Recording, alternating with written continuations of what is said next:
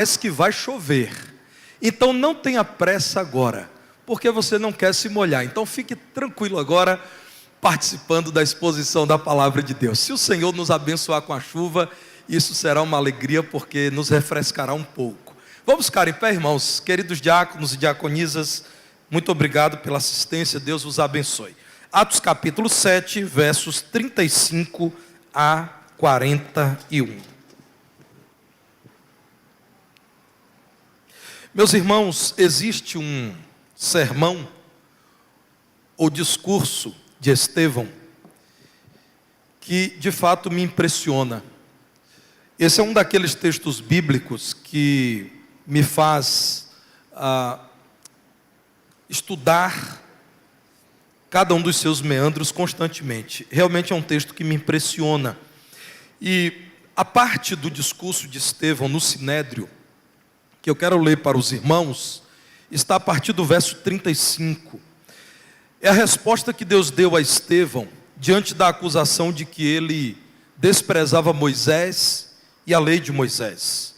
É a resposta de Estevão que demonstra que não era ele quem desprezava Moisés, mas aqueles que o acusavam e que não o aceitavam porque ele reconhecia ser Jesus Cristo, o grande profeta, o Salvador, o Redentor de Israel, anunciado por Moisés. Diz-nos assim a palavra do Senhor: a este Moisés, a quem negaram reconhecer, dizendo: quem te constituiu autoridade e juiz? A este enviou Deus como chefe e libertador, com a assistência do anjo que lhe apareceu na sarça. Este os tirou, fazendo prodígios e sinais na terra do Egito, assim como no Mar Vermelho e no deserto durante 40 anos. Foi Moisés quem disse aos filhos de Israel: Deus vos suscitará dentre vossos irmãos um profeta semelhante a mim. É este Moisés quem esteve na congregação no deserto, com o anjo que lhe falava no Monte Sinai com os nossos pais, o qual recebeu palavras vivas para nulas transmitir, a quem nossos pais não quiseram obedecer, antes o repeliram e no seu coração voltaram para o Egito, dizendo a Arão: faze-nos deuses que vão adiante de nós, porque quanto a este Moisés que nos tirou da terra do Egito, não sabemos o que lhe aconteceu. Naqueles dias fizeram um bezerro e ofereceram um sacrifício ao ídolo, alegrando-se com as obras das suas mãos. Podem assentar. O Espírito de Deus ilumine cada irmão, para que se examine nessa manhã diante da palavra do Senhor, para que examine seu coração.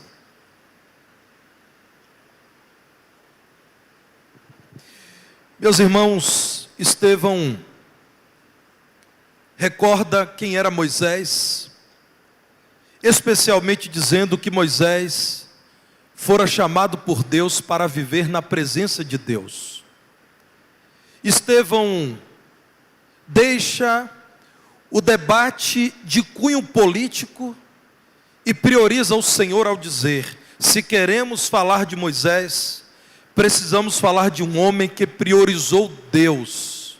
Versículo 33 nos apresenta a lembrança de que, ao ser chamado por Deus, o anjo do Senhor lhe disse: tira, Moisés, a tua sandália, tira a sandália dos pés, porque o lugar em que estás é terra santa. Moisés precisaria se comprometer com Deus. E aqueles que no passado firmavam algum compromisso, algum pacto, algum contrato, iam à porta da cidade e tiravam as suas sandálias. O que está sendo dito a Moisés é: você não está diante de qualquer pessoa, você está diante de Deus. Tire as suas sandálias e comprometa-se com Deus. Firme um pacto com Deus. Estevão então diz: nós estamos falando de um homem chamado por Deus para comprometer-se com Deus. Este Moisés foi rejeitado pelos pais de vocês.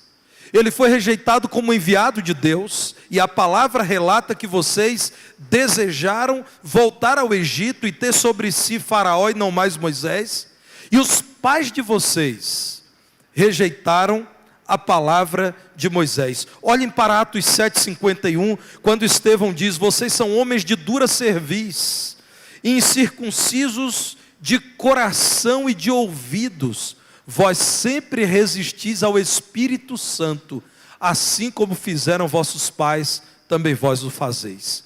Vocês sabem quem é Deus e qual é a palavra dele, mas assim como fizeram os pais de vocês, vocês resistem ao chamado do Espírito Santo. No verso 35, texto que li inicialmente, então Estevão recorda que de Moisés foi dito pelo povo, quando Moisés estava no Sinai recebendo a lei de Deus. Quem constituiu Moisés como autoridade e juiz? Quando Moisés se apresentou, perguntaram: Deus enviou este homem para ser nosso chefe e libertador? Meus irmãos, assim como os pais rejeitaram Moisés em meio a grandes sinais, os filhos estavam rejeitando o Senhor Jesus Cristo, que também realizou grandes sinais. Os sinais são importantes, mas não são o que há de mais importante. Ainda hoje, irmãos, acreditamos que tão somente sinais que o Senhor realiza, como curas, são suficientes para mudar corações. A palavra de Deus diz que não. Que Moisés, irmãos, realizou sinais como nunca se tinha visto no Egito. Ainda assim, o povo de Deus, que viu as pragas, que viu a Páscoa, que viu a abertura do mar, que viu o maná, que viu a coluna de fogo à noite, a coluna de nuvem de dia no deserto, esse povo descreu do Senhor e se tornou idólatra. Nos dias de Jesus, Jesus curou a tantos, ressuscitou mortos, Jesus acalmou o vento e o mar, e houve quem ainda dissesse que Jesus era o príncipe dos demônios.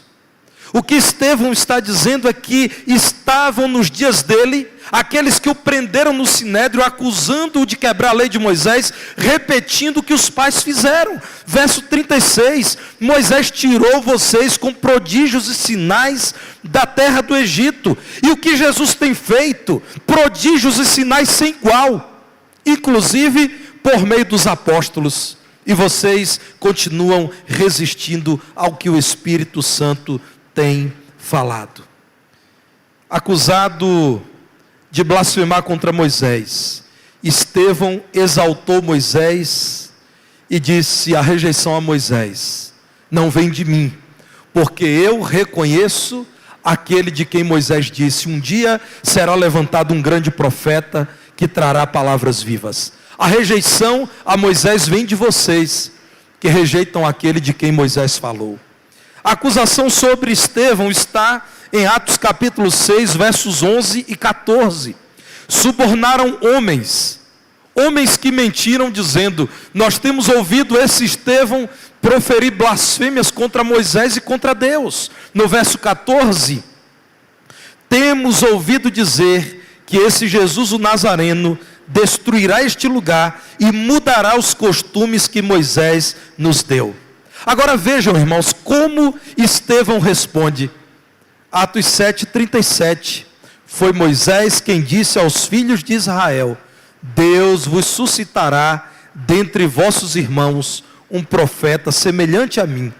É este Moisés, quem esteve na congregação no deserto, com o anjo que ele falava no monte Sinai e com os nossos pais, o qual recebeu palavras vivas para nulas transmitir.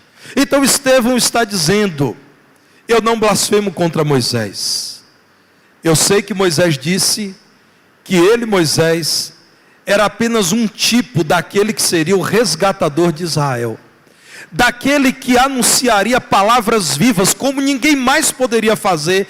Este é Jesus a quem eu, Estevão, anuncio e a quem vocês rejeitam. E vocês rejeitam porque o coração de vocês não tem sido amoldado à palavra de Deus, assim como fizeram os pais de vocês. Irmãos, o coração do homem precisa ser examinado.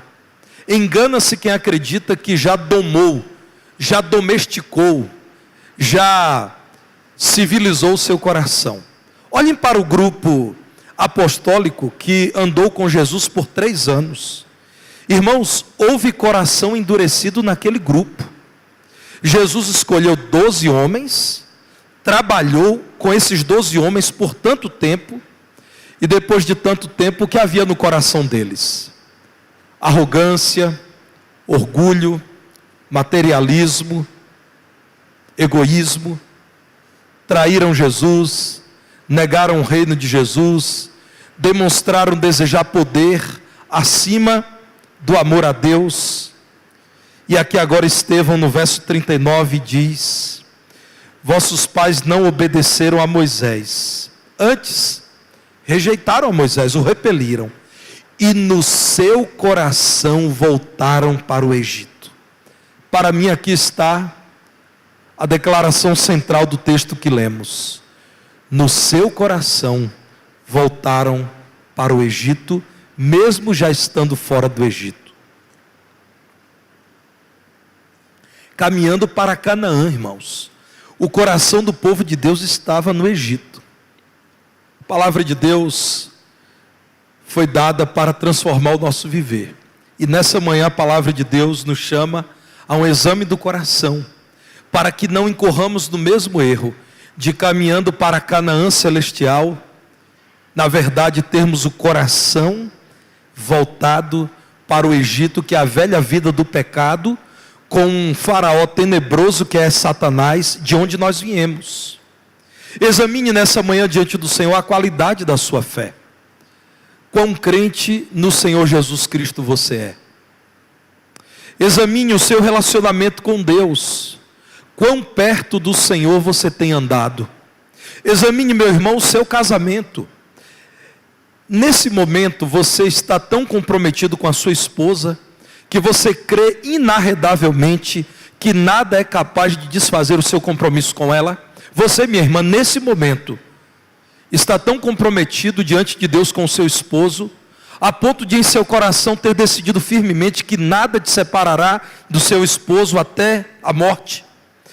Examine os seus valores mais íntimos. Examine, meu irmão, aquilo que te traz segurança. É o dinheiro? É o rol de amigos? É a sua carreira?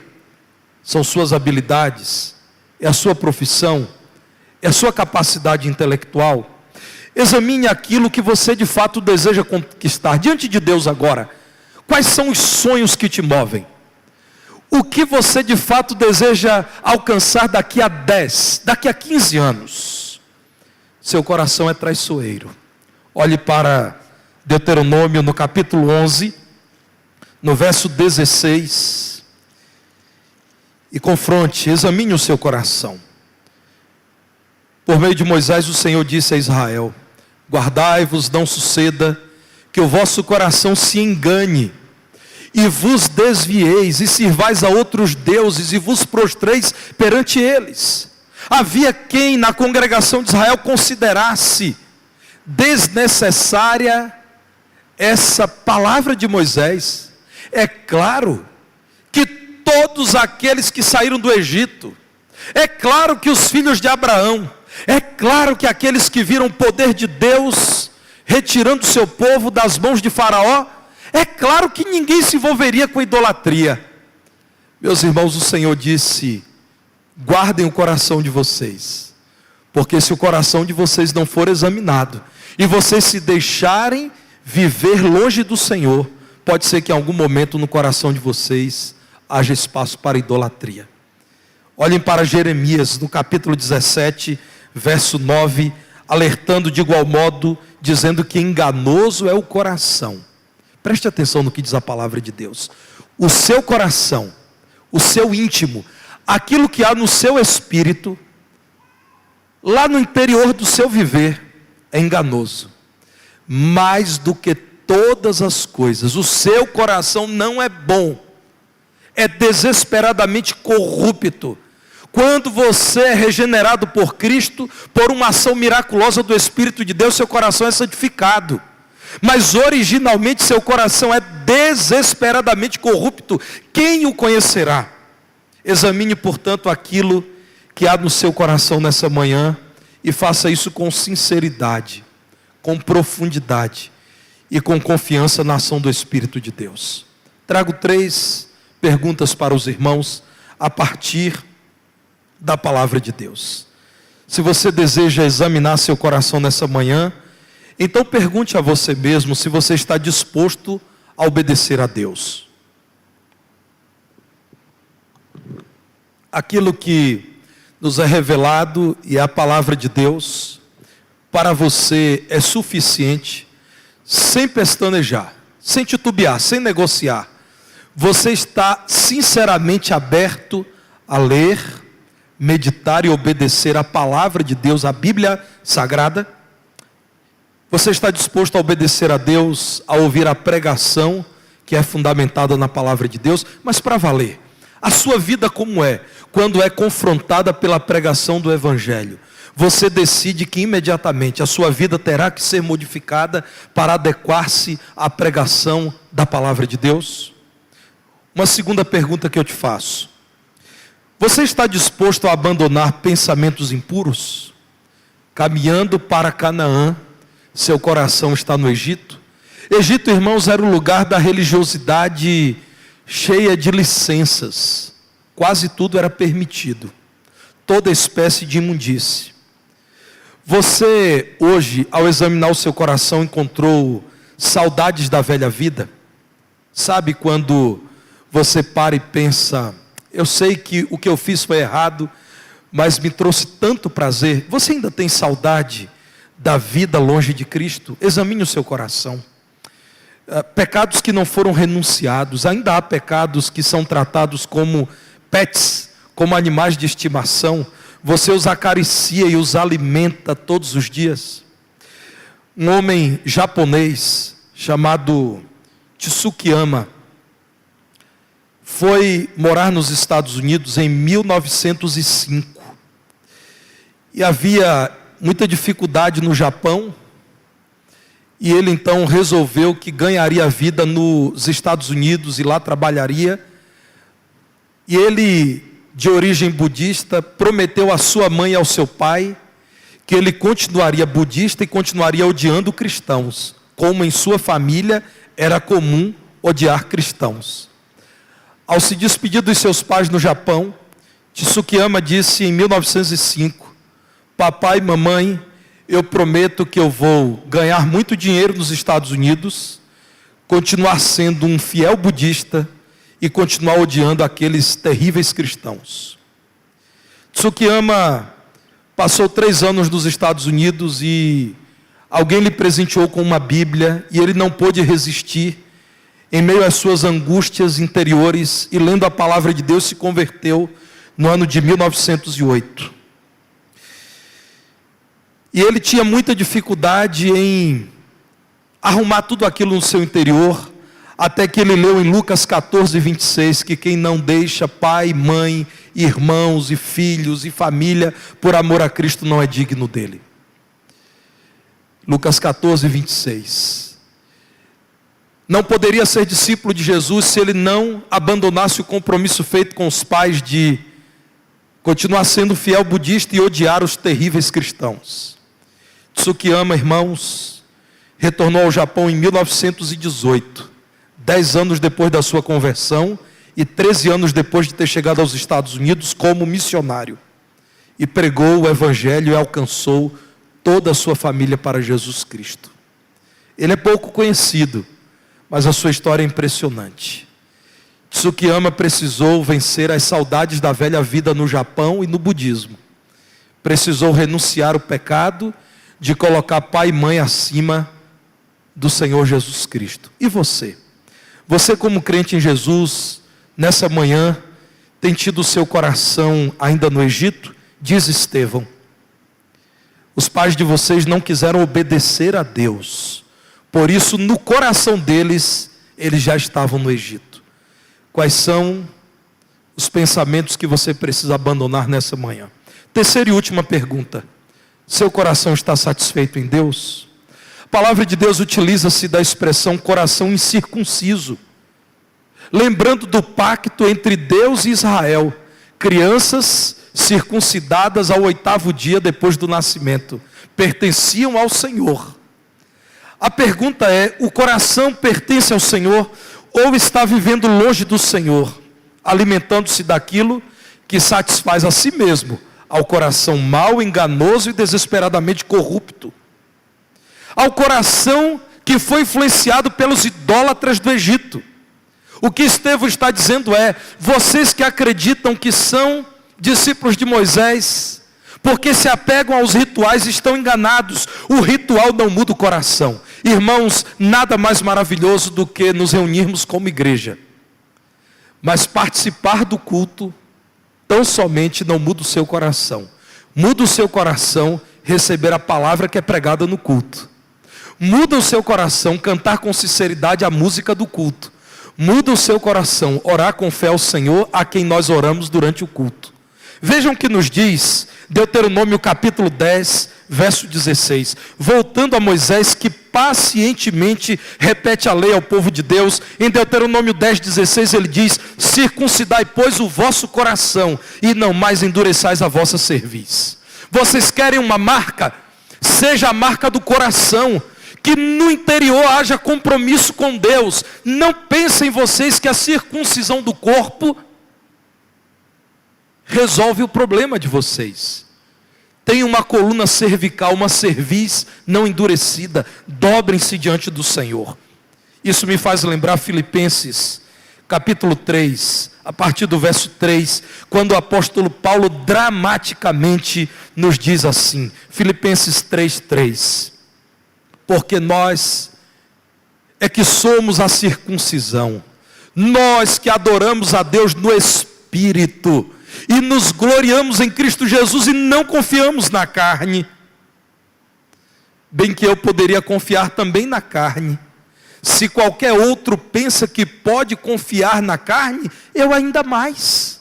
Circuncidado ao 8º dia, da linhagem de Israel, da tribo de Benjamim, hebreu de hebreus, quanto à lei, fariseu, quanto ao zelo, perseguidor da igreja, quanto à justiça que há na lei, irrepreensível.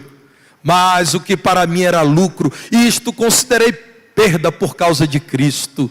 Sim, deveras considero tudo como perda, por causa da sublimidade do conhecimento de Cristo Jesus, meu Senhor, por amor do qual perdi todas as coisas, e as considero como refúgio para ganhar a Cristo, e ser achado nele, não tendo justiça própria, que procede de lei, senão a que é mediante a fé em Cristo, a justiça que procede de Deus, baseada na fé. Os verdadeiros circuncisos são os do coração. São aqueles que, recebendo Jesus como Salvador, pelo Espírito Santo foram santificados e tiveram o coração lavado.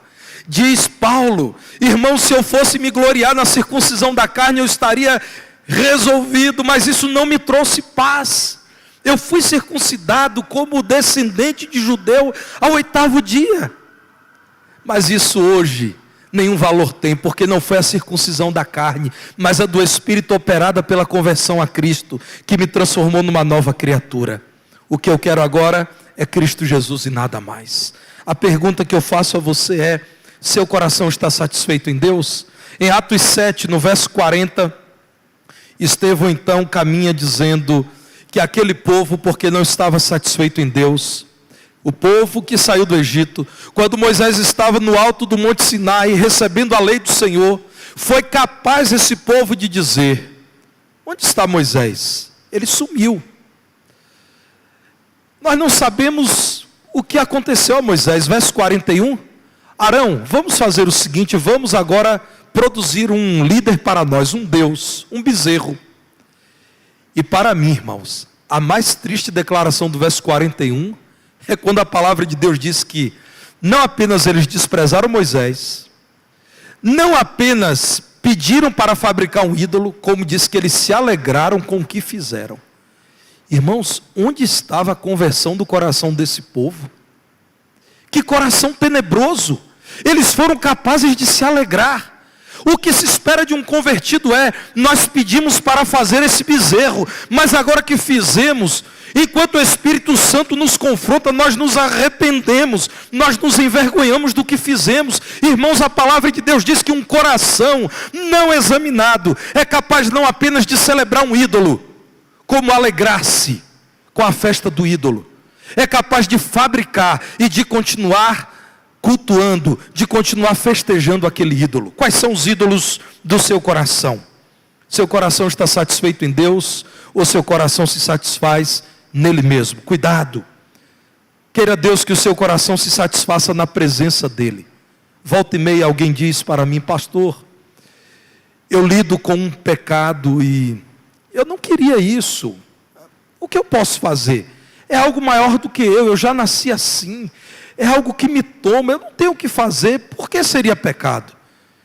Irmãos, nós precisamos lembrar que o Senhor é poderoso para nos dar vitória sobre todas as nossas iniquidades. Não há pecado que não possa ser vencido pelo poder do nome de Jesus Cristo. Não se conforme, não seja passivo. Ainda que você seja tentado a acreditar: eu nasci com isso e não posso vencer. Não aceite a conversa do inimigo de sua alma. No nome de Jesus pode vencer sim. Ó, provar e ver de que o Senhor é bom. Você pode vencer. Examine o seu coração. Talvez você tenha um ídolo. E como é o seu ídolo, você não quer abrir mão dele. E encontra muitas justificativas, chegando ao ponto de alegrar-se na festa do seu ídolo. Seu coração precisa satisfazer-se na presença do povo de Deus e na expectativa daquilo que Deus tem para você no futuro, a vida eterna. Há muitos e muitos anos, em uma outra cidade que não Divinópolis, eu estava com 2 diáconos da igreja, numa repartição pública, e naquela ocasião, estávamos ingressando num programa de regularização de propriedades, porque a propriedade da igreja era composta de 2 grandes lotes e descobrimos que havia um corredor que não havia sido averbado. Então fomos à Secretaria da Fazenda do município. Estávamos lá nas tratativas e um dos diáconos era muito conhecido do secretário da Fazenda. Eles foram colegas num banco. Eles eram bancários no passado. E eu não esqueço, irmãos, enquanto aguardávamos que algum colaborador da prefeitura trouxesse todo o material impresso para assinarmos, aquele homem, secretário da Fazenda, me disse: pastor, meu amigo aí que é da sua igreja, nunca soube de algo que eu vou dizer para ele aqui agora. Quando nós trabalhávamos num banco tal, nós tínhamos uma colega muito bonita, solteira. E um dia, como ele era o único crente, nós combinamos com ela para que ela tentasse marcar um encontro com ele. E ela aceitou. E ela então passou a cativá-lo até o ponto em que ela disse para ele: fulano, será que nós poderíamos jantar juntos e ter um tempo para conversar? E ela então, com um plano em mãos, fez assim, foi até a sala dele, fez o convite e voltou de lá de queixo caído. E sentou conosco e disse: a brincadeira para por aqui. Eu fui lá convidá-lo e ele aceitou o convite. Ele disse: eu aceito ir para esse jantar com você. E então ela disse: e onde é que pode ser? Ele disse: olha, eu gosto muito do restaurante tal. E então aquele irmão em Cristo disse: pode ser tal dia e tal horário? Ela disse: sim. Então ela disse: eu vou marcar. Ele disse: marque, por favor, 5 lugares. Eu, você, minha esposa e meus 2 filhos. E todos nós iremos jantar juntos nesse dia. Sem dúvida será muito bom. Minha esposa e meus 2 filhos poderão conhecer você também. E eu vou poder apresentar essa minha colega de trabalho. Anos depois eu estava ali como pastor daquele homem, ouvindo de um antigo colega de banco dizendo: naquele dia nós desistimos de brincar com esse colega. E nós passamos a respeitar a fé dele e o compromisso dele com Cristo, por conta da resposta que ele deu àquela nossa colega. Eu irei Irei ao encontro com você, mas irei com a minha esposa e com os meus filhos. O que há no seu coração? Quando Satanás te der a oportunidade que foi dada a esse irmão, o que é que vai acontecer? Examine seu coração, meu irmão, e evite afastar-se do seu Deus, sem o que o seu coração estará perdido. Olhe para o verso 42 de Atos 7. Deus se afastou e os entregou ao culto da milícia celestial.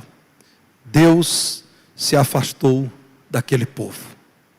Em Colossenses, no capítulo 3, nos versos 5 e 6, a palavra do Senhor nos traz mais um grande alerta. Esse é o penúltimo versículo que utilizarei.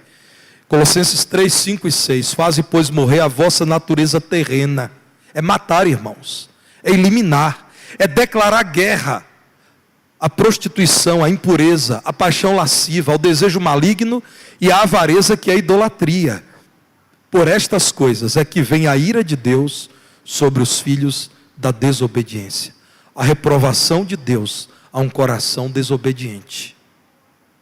Pior que resistir a Moisés é resistir a Cristo, que Moisés anunciou como Redentor. Eu finalizo com Deuteronômio 18, 18. Deuteronômio capítulo 18, verso 18. Suscitar-lhes-ei um profeta do meio de seus irmãos, semelhante a ti, em cuja boca porei as minhas palavras, e ele lhes falará tudo o que eu lhes ordenar. Jesus é superior a Moisés em sua divindade, mas Jesus é igual a Moisés por ter sofrido a mesma rejeição. Quem rejeitou Moisés rejeitou Jesus, porque continuava não examinando o coração. Querido irmão, querida irmã, examine o seu coração diante de Deus nessa manhã e responda na presença do Senhor a essas três questões.